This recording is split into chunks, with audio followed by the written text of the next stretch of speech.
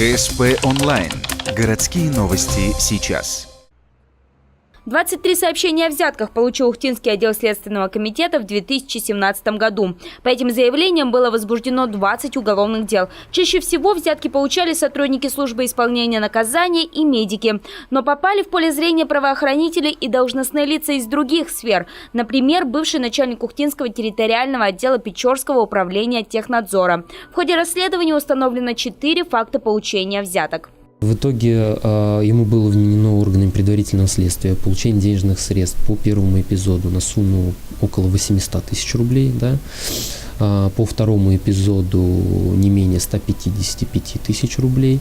И один эпизод он получил, получается, не денежными средствами, а в виде иного имущества. Он получил национальный халат. Также был доказан факт злоупотребления должностными полномочиями.